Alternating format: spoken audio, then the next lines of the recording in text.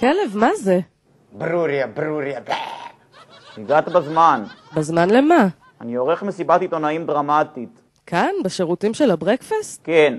באיזה עניין? הטרדה מינית. מי הטריד אותך מינית? מישה. מתי? לפני 10 שנים.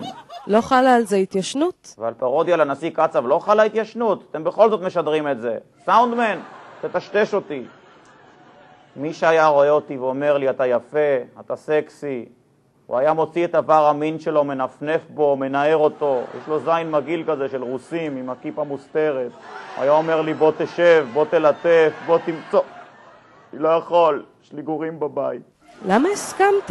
אנשים לא מכירים אותו, אבל מישה הוא איש חזק. מישה ביצע בי טרור פיזי ונפשי. הוא הפך אותי לשפחת המין שלו. הוא סוטה שפל מהסוג הגרוע ביותר. הוא אמר לי, חלמתי עליך בזמן ששכבתי עם איציק. איזה איציק? איציק מורדכי. מי ששכב עם איציק מורדכי? מי שעשה כבוד למי שהתווה את הדרך לבאים אחריו. עיניכם הרואות, אני לא כלב מכוער. לא הייתה לי משיכה לגבר מבוגר כמו מישה, על אחת כמה וכמה רוסי. אז למה לא עזבת? הייתי מנהל הלשכה. זאת עבודה נדירה שמתפנה פעם ב-30 שנה. איזה לשכה יש למישה? לשכת אבטלה. כלב, יש לך מסר לבחורות שעברו השפלה כזאת כמוך? אל תתלוננו, זה לא יעזור.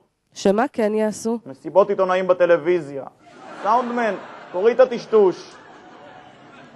בואנה מישה, אתה חתיך היום. כן? כן. בטוח? מישה, לא! Ride me on, cowboy!